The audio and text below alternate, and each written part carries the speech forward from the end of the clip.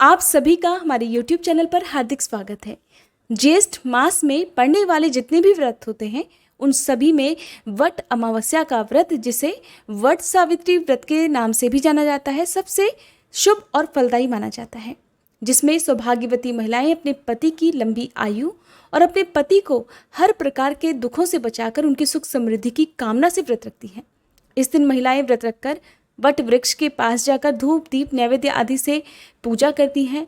रोली और अक्षत चढ़ाकर वट वृक्ष पर कच्चा सूत या कलावा बांधती हैं। साथ ही हाथ जोड़कर वट वृक्ष की 7 बार परिक्रमा करती हैं, जिससे उनके पति के जीवन में आने वाली सारी बाधाएं दूर हो सके और उनके पति को हर क्षेत्र में सफलता प्राप्त हो सके और उनकी आयु भी लंबी हो सके। जिस तरह से करवा चौथ का व्रत पति की सुख समृद्धि और लंबी आयु की कामना से रखा जाता है, ठीक उसी तरह से हमारे देश के बहुत सारी जगह पर वट सावित्री व्रत पति की सुख समृद्धि और लंबी आयु की कामना से रखा जाता है। एक बार इस व्रत को प्रारंभ करने के बाद आजीवन इस व्रत को रखना होता है। अगर जीवन में कोई परेशानी है जिस कारण आप इस व्रत को आगे ना रख पाए, तो ऐसी स्थिति में आप उद्यापन कर इस व्रत को बीच में समाप्त भी कर सकती हैं। व्रत को निर्जल और निराहार 2 तरह से रखा जाता है, तो आपकी जैसी भी सामर्थ्य उसके अनुसार आपको व्रत रखना चाहिए। अगर आप पहले से ही इस व्रत को रखती आ रही है तो आपको इस व्रत से जुड़े हुए जो भी नियम हैं उनका ही पालन करना चाहिए। अगर आप पहली बार इस व्रत को प्रारंभ करना चाहती हैं तो अपने घर के जो भी बड़े बुजुर्ग हैं उनकी सलाह से आपको नियमों का पालन करना चाहिए। इस व्रत में वट वृक्ष की पूजा की जाती है। यदि वट वृक्ष ना हो तो आप घर में भी एक गमले में वट वृक्ष की टहनी को स्थापित करके उसकी पूजा करके परिक्रमा करके वहीं पर बैठकर व्रत की कथा पढ़ या सुन भी सकती हैं। आज के दिन ही मान्यता है कि माता सावित्री ने अपने पति सत्यवान के प्राणों की रक्षा यमराज से की थी और जिस वृक्ष के नीचे वो बैठी थी वो वृक्ष था वट वृक्ष। यही कारण है कि आज के दिन वट वृक्ष की पूजा अनिवार्य रूप से की जाती है।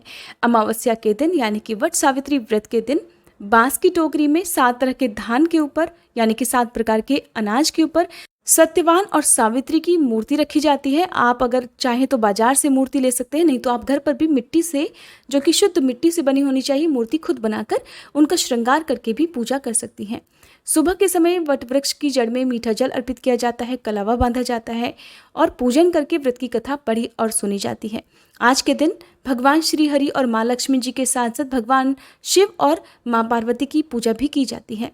साथ ही ब्रह्मा जी की पूजा भी करनी चाहिए। पीपल के वृक्ष की पूजा भी करनी चाहिए, क्योंकि पीपल के वृक्ष में त्रिदेवों अर्थात ब्रह्मा, विष्णु और महेश का वास होता है। साथ ही हर अमावस्या को आपको अपने आसपास के शनिदेव के मंदिर में सरसों के या फिर तिल के तेल का दीपक जलाना चाहिए। शनिदेव की यदि आप पूजा करते हैं तो कभी भी शनिदेव के ठीक सामने रहकर पूजा कभी नहीं करनी चाहिए। हमेशा एक तरफ खड़े रहकर ही दीपक जलाना चाहिए या पूजा करनी चाहिए। कभी भी शनिदेव की आंखों में आंखें डालकर आपको नहीं देखना चाहिए। ऐसा करने से बड़ा भारी शनि दोष लग जाता है। साल 2022 में ज्येष्ठ अमावस्या है 30 मई सोमवार के दिन, और सोमवार का दिन होने के कारण ये सोमवती अमावस्या भी रहेगी।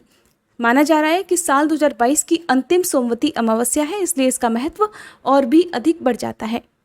अमावस्या की तिथि प्रारंभ होगी 29 मई रविवार की दोपहर 2:56 से और समाप्त होगी 30 मई सोमवार को शाम 5 बजे। अमावस्या का व्रत उदया तिथि के अनुसार रखा जाता है। ऐसे में 30 मई को ही वट सावित्री व्रत रखा जाएगा। वट सावित्री व्रत के दिन सूर्योदय का समय रहेगा सुबह 5:45 और सूर्यास्त का समय रहेगा शाम 7:03 पर।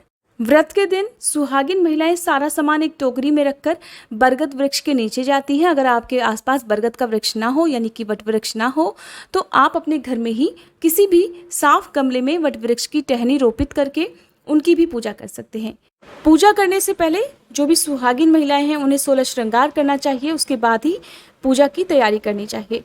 तो वट वृक्ष के नीचे पहले से ही साफ सफाई कर ली जाती है। फिर वहाँ पर रोली सिंदूर से वृक्ष पर तिलक लगाया जाता है, मीठा जल अर्पित किया जाता है, कच्चा सूत बांधकर 108 बार या फिर 7 बार परिक्रमा की जाती है। अगर आप पॉसिबल हो आपके लिए 108 बार परिक्रमा करना तो आप 108 बार परिक्रमा करें, नहीं तो 7 बार परिक्रमा भी आप कर सकते हैं। वट सावित्री व्रत के दिन एक मान्यता ये भी है कि जितनी बार आप परिक्रमा करती हैं उतनी बार आपको पहले से ही भिगोए गए काले चने हर परिक्रमा के साथ में वृक्ष की जड़ में अर्पित करने होते हैं।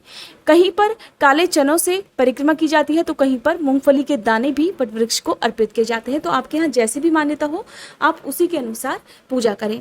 फिर जो लोटे में शुद्ध साफ जल है वो वृक्ष की जड़ में डालकर वृक्ष को सींचा जाता है।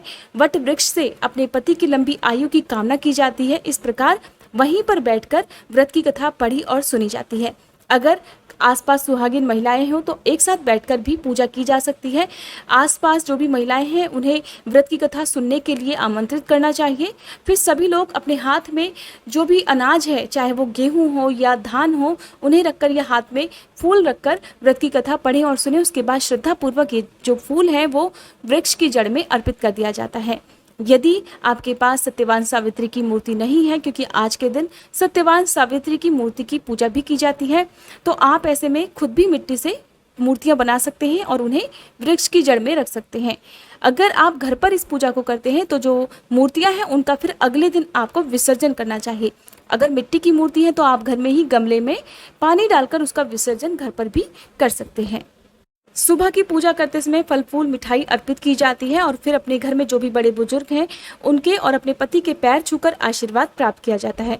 सुबह की पूजा करने के बाद दिन भर व्रत रखा जाता है। शाम को एक बार फिर से वट वृक्ष की पूजा की जाती है। उसके बाद जो भी भोग आपने बनाया है, जो भी शुद्ध सात्विक भोजन, चाहे वो मीठा हो या सेंधा नमक से बना हुआ हो, उसका भोग लगाने के बाद आपको सबसे पहला हिस्सा अपनी सासू माँ को बायने में देना चाहिए। बायना हमेशा किसी सुहागिन महिला को ही दिया जाता है। परिवार में यदि सासू माँ के अलावा कोई और सुहागिन महिला हो, यदि आपकी सासू माँ सुहागन नहीं है तो आप किसी और महिला को भी सुहाग की सामग्री दे सकती हैं। भूले से भी सुहाग की सामग्री जो पहले से बिना यूज़ की भी सामग्री है या जो टूटी फूटी बेकार सामग्री है, उसे किसी भी ऐसे व्रत में नहीं रखना चाहिए जो व्रत पति की लंबी आयु की कामना से रखा जाता है। आगे आने वाली वीडियोस में आपको इस व्रत से जुड़ी और भी अधिक जानकारी प्राप्त होंगी। अगर आप चाहें तो जानकारी प्राप्त करने के लिए हमारे चैनल को सब्सक्राइब करना मत भूलिएगा। वीडियो अगर अच्छी लगी है तो प्लीज़ वीडियो को लाइक जरूर कीजिएगा।